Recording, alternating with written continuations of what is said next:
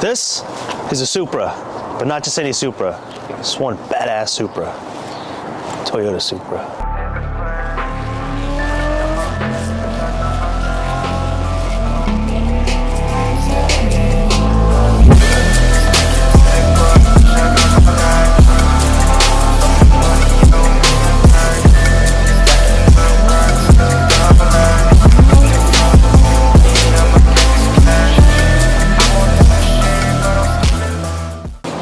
Got a big turbo, I think.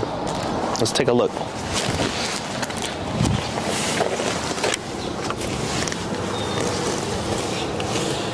We're in a 2020 Toyota Supra, the B58 engine. It's got the 3.0 inline 6 turbo.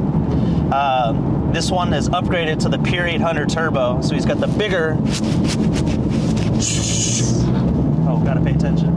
Bigger turbo, makes more noises, more horsepower, more everything.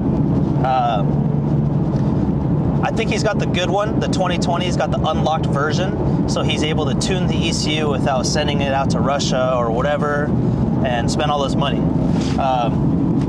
So this is the good one, I think. This thing feels solid. So we're sitting on some very good suspension. Nitron 3-way adjustable coilovers with external reservoirs with the quick disconnects. What does all that mean? I'm not sure. That's just what he texted me. But this car feels pretty planted, very smooth, not bouncy like a Honda Civic, not rough like a GT3, but it's pretty darn good. I think they're like $8,000. Probably the cage helps out. By Walker Motorsports, I think in Austin, Texas. Keeps the car stiff. It's actually very quiet too, maybe because it's a BMW. I mean Toyota Supra. Oh, brother, this guy stinks! Pure turbos.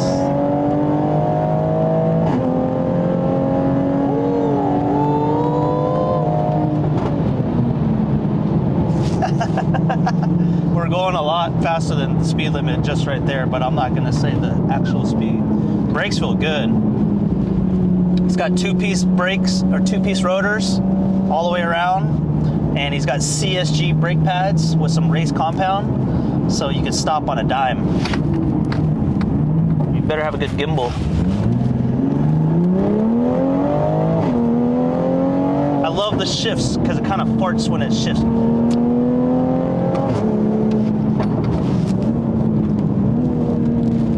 Good turn, good turn.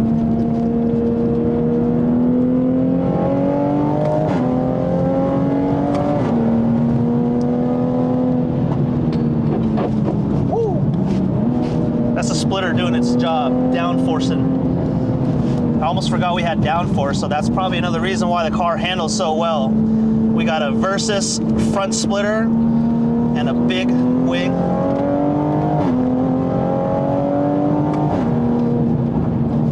Pushing the car down, giving it more downforce, more pressure on the wheels, which equals better handling and better stability. We're going like 95 right now through these 25 mile an hour turns.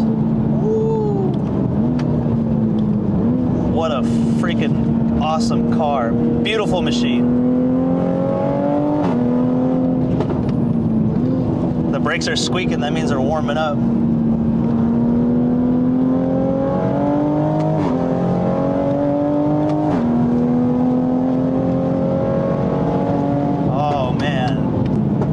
What a fantastic car. The wheels on it are stock with some okay tires. So these aren't the tires and wheels that he tracks the car with. I can't imagine what that would feel like with that setup.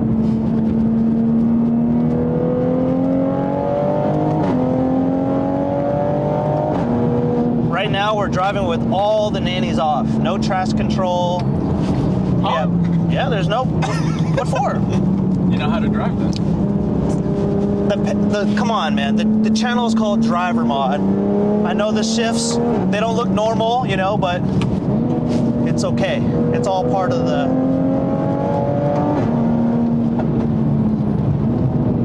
Oh man, I need my Supra. I need my Supra like this. This is beautiful. Are you having fun, sir? Indeed I am. Nah, I'm pretty stoked. This is Car feels good, feels planted, very fast. The seats hold you in. The seat belts make you feel safe, so if you do flip over, I think we'll be okay. Luckily, this page is called Driver Mod, so we do have Driver Mod as well, despite the bigger and the you know, it's an overall good car.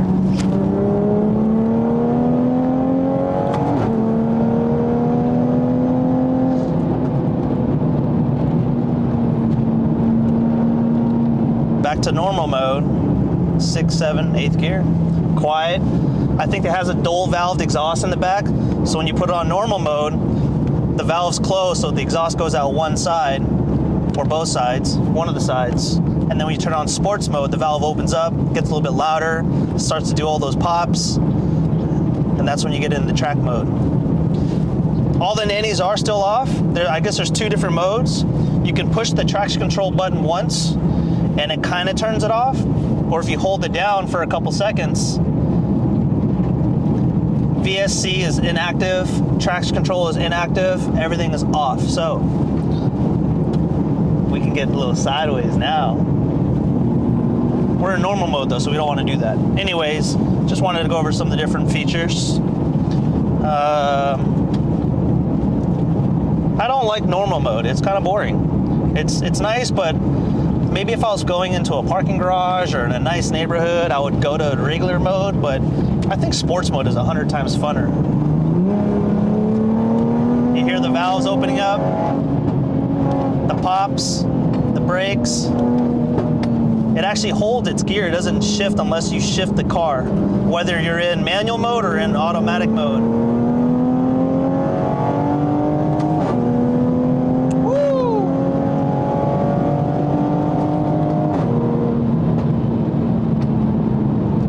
Look how stable this car is. No hands, got going 100 miles an hour with the downforce and the alignment, the SPL control arms. This thing is dialed in. I would not let go of a steering wheel going that fast in another car. This is amazing. Man. I think he's signing up for Super Lap Battle too with this vehicle, so I can't wait to see what it's gonna do.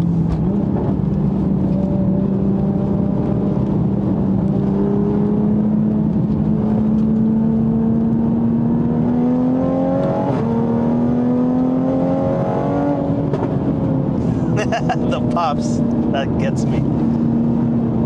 Man, this car is planted. You must have a good gimbal if that thing is smoothing it out, because... Of course!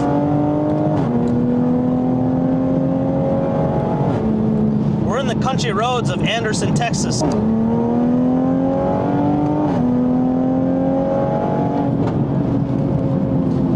And these roads, so back to what I was saying, we're in Anderson, Texas, in between Houston and San Antonio. And we're in the middle of nowhere. And these roads are smooth, but they're kind of bumpy.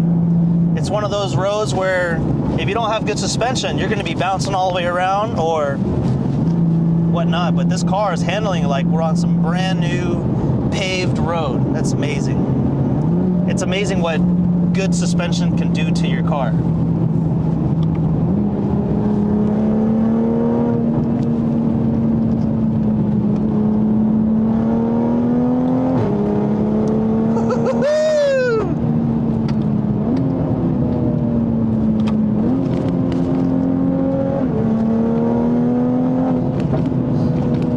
Beautiful scenery too.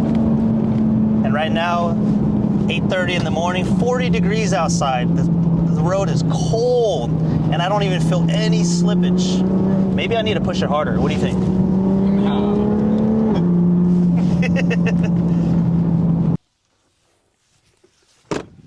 Sheesh, what an amazing car.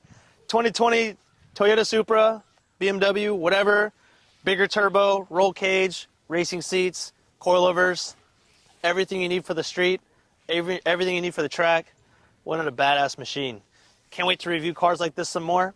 Thank you guys for watching and hope you enjoyed our episode. Thank you.